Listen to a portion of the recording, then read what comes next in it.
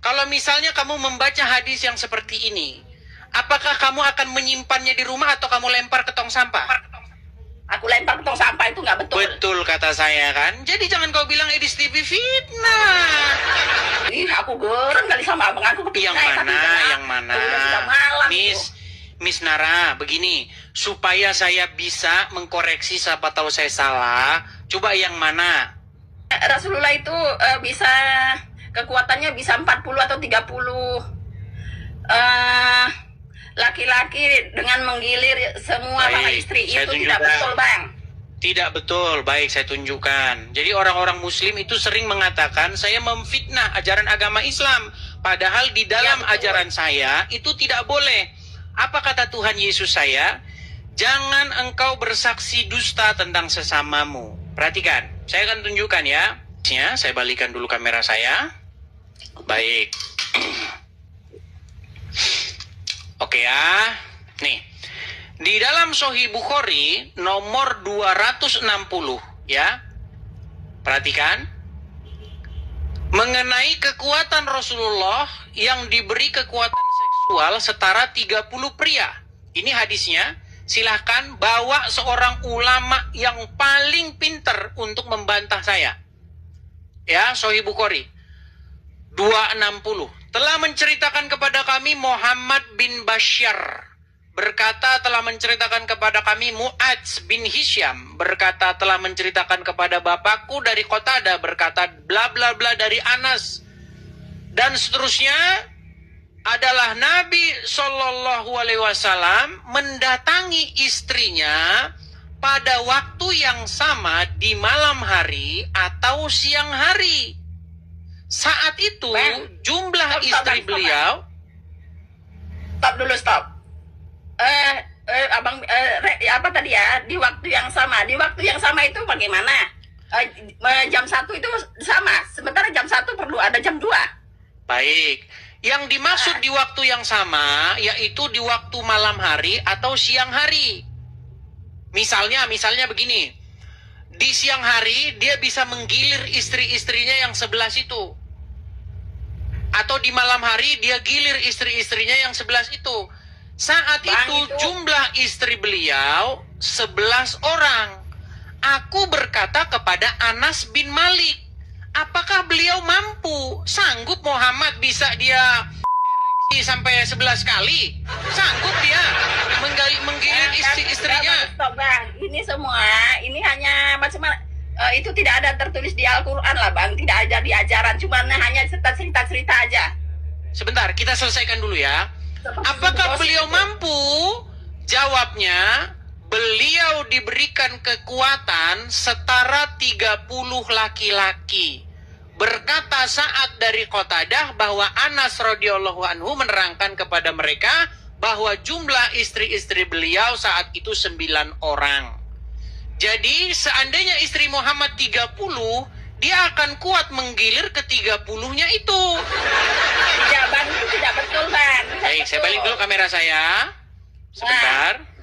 Istrinya memang banyak, tapi tidak semuanya digauli, Bang. Tidak. Oke, sekarang saya tanya, hadisnya ada atau tidak, Miss Nara? Tidak ada. Yang barusan tadi saya baca apa? Rasulullah itu, memang Rasulullah mempunyai beberapa istri, tapi untuk detailnya dia menggilir istrinya itu tidak ada dijelaskan di situ. Itu barusan yang saya baca apa, Nara? Itu hanya perbuatan manusia-manusia aja. Loh, ini hadis loh, Sahih Bukhari. Itu nggak ada di Al-Quran, nggak ada itu, Bang. Iya, tapi ada di Sahih Bukhari nggak? Itu hanya manusia yang cetak aja, tidak ada di sana. Oke, makanya kemarin pernah saya bilang begini. Jikalau seorang muslim dengan sungguh-sungguh membaca hadis, maka percayalah, tidak dalam waktu yang lama lagi, seorang muslim tersebut akan melemparkan hadis tersebut ke tong sampah. Nah, aku sendiri aja diajak di Islam itu tidak ada buku yang itu hanya. Oke, kalau misalnya kamu begini, Nara, kalau misalnya kamu membaca hadis yang seperti ini, apakah kamu akan menyimpannya di rumah atau kamu lempar ke tong sampah? Aku lempar ke tong sampah, itu nggak betul. Betul kata saya kan. Jadi jangan kau bilang Edis TV fitnah. Saya sudah mengatakan, jikalau seorang muslim sungguh-sungguh mempelajari hadis, pegang omongan Edis TV, pegang.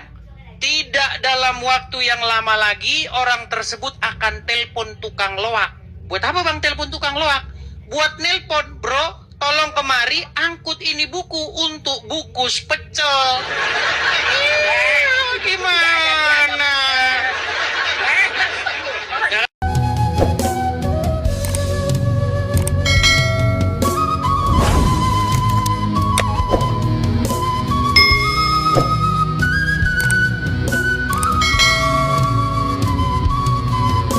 Saya ulangi satu kali lagi nih bang, biar abang paham, ya, biar bertobat. Bapa di sorga menginginkan supaya Tuhan Yesus disalib, betul? Iya. Orang yang berteriak atau yang menginginkan supaya Yesus disalib itu adalah orang-orang yang menolak Tuhan Yesus, betul? Iya. Artinya Bapa di sorga duduk bersama-sama dengan ahli-ahli Taurat dan orang-orang Farisi, sama, memiliki satu keinginan yang sama, menyalibkan Tuhan Yesus. Iya. Iya, memang pintar. Jadi keinginan Bapa di sorga, itu adalah supaya Tuhan Yesus disalibkan.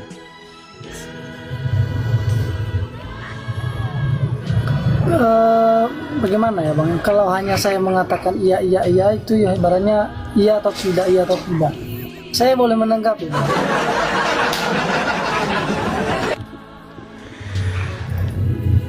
Bang, abang udah pernah diskusi sama orang Islam? Diskusi lintas berbeda iman tentu berbeda bang. Itu tidak pernah. Tidak Tapi pernah. sama iman mungkin pernah. Abang sekolah teologi? Iya bang. Iya Tuhan, ya Tuhan.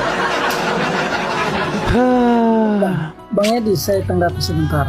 Boleh saya ngomong sebentar? Silakan. Inilah sekolah teologi teman-teman. Bentar, Ya silakan. bentar, jangan. Begini bang, itu rencana Allah untuk penyaliban Yesus itu sudah adalah bagian dari rencana Allah. Kita nggak bicara gini loh. Kita bicara teknisnya ini. Kita bicara kejadian di lapangan, Bang. Anda jangan bicara kejadian di sorga. Rudi Iskariot sudah jadi dipuja-puja orang Islam, coy. Ya, Rudi Iskariot, sekarang orang-orang Islam sudah ada di pihakmu loh. Kalian kalau mengatakan saya menghujat agama Islam, sudah dapat anggota baru namanya Rudi Iskariot Hutagalung. Sekarang pergi kalian ke rumah Rudi Iskariot Hutagalung atau telepon dia, ajak dia ke Mabes Polri. Kalian bareng-bareng bikin laporan. Itu baru namanya action. Ada cuman ngoceh saja di kolom komentar. Kan dia tahu alamatnya gimana. Titik koordinat lagi, udah ada titik koordinatnya. Kalau menghujat Islam nanti dibayarin. Dibayarin semua ongkosnya, ininya disediakan semua gratis. Gundulmu Rudi. Saya berangkat pakai ongkos saya sendiri. Saya bolak-balik Amerika Serikat, Jakarta, bolak-balik saya. Rudi Iskariot. Saya itu bahasa saya sudah sederhana, Ahmad Zaki. Ketika kamu menjadi muslim, siapa yang memerintah di hatimu? Yang mengendalikan, yang mengontrol hidupmu siapa? Allah dan Muhammad. Itulah yang membuat kamu pagi-pagi ambil air, sedot-sedot air, terus membuat kamu gini-gini. Itu karena kamu dikendalikan sama Allah dan Muhammad. Jiwa ragamu itu dikuasai oleh Muhammad dan Allah. Nah, karena kamu muslim, kamu berada dalam kendali Allah dan Muhammad. Makanya saya perintahkan kepada kamu berhenti menjual atau membuat dirimu dikendalikan oleh Allah dan Muhammad. nanti kamu ke Arab minum air kencing onta. Percaya omongan saya. Kalau kamu tidak percaya omongan saya, buktikan setelah kamu punya uang, kamu akan pergi ke Arab, menciumi sebongkah batu, melakukan ritual-ritual yang dilakukan oleh orang-orang Quraisy terdahulu. Kamu akan melakukan kebiasaan para penyembah berhala di Ka'bah. Mereka berputar-putar mengitari Ka'bah. Sekarang coba kamu jujur saya tanya. Sebelum Muhammad orang-orang tawaf nggak di Ka'bah? Tenang. Giliran saya berbicara dulu. Sedikit lagi habis ini kamu. Berbicara panjang. Habis ini kamu. Giliran saya berbicara, Dis. Ya, habis ini kamu. Di zaman Muhammad, di zaman sebelum Muhammad lahir, orang-orang di Ka'bah bertawaf, betul? Tawaf itu, Adis, itu sudah semenjak Nabi Ibrahim dengan Nabi Ismail. Oke, saya nggak ngomong Ketika zaman mereka sudah Ibrahim. melakukan Itu kan kata tawaf, Muhammad. Dis. Sebentar, tenang. Bentar, Dis. Tawaf itu. Tenang, sedikit. Itu agamanya Nabi Coba kamu Ismail dan ikuti saya dulu ya, Ibrahim. biar kita diskusinya enak. Tenang. Sebelum Muhammad jadi nabi, taruhlah umur Muhammad masih 0 sampai 39. Orang-orang bertawaf di Ka'bah, betul atau salah? Betul. Mereka bertawaf sambil telanjang, betul atau salah? Betul. Mereka di situ melakukan penyembahan berhala, betul atau salah? Betul. Baik. Saya cuma mau kasih tahu sama kamu, Muhammad hanya memelintir atau hanya melakukan sebuah inovasi terhadap ajaran pagan Quraisy tersebut. Dengan apa inovasinya? Dengan membuat informasi sesat, dengan mengatakan bahwa itu adalah rumah Tuhan yang disembah oleh nabi-nabi terdahulu. Ketahuilah oleh kalian bahwa nabi-nabi terdahulu tidak ada yang berbakti di situ. Bahkan waktu Muhammad pertama kali jadi nabi, dia tahu bahwa itu rumah berhala. Makanya kiblat orang muslim yang pertama itu Yerusalem. Sekarang saya tanya sama kamu, waktu Muhammad pertama kali jadi nabi, kemana kiblatnya? Masjidil Aqsa. Yerusalem, betul? Oh. Kenapa kiblatnya ke sana? Kiblat itu Allah Pindahkan karena Muhammad tidak mendapat simpati dari orang-orang Yahudi dan Nasrani. Karena orang Yahudi tahu bahwa Muhammad nabi-nabian. Setelah dia tahu bahwa orang Yahudi tidak mungkin dikibulin sama dia, maka dia pindahkan kiblatnya ke kiblat para penyembah berhala Quraisy. Karena mereka lah yang sanggup untuk membantu Muhammad melakukan melakukan pengambilan harta-harta ghanimah itu. Makanya kamu belajar Islam sama saya, biar kamu saya ajarin. Islam itu apa?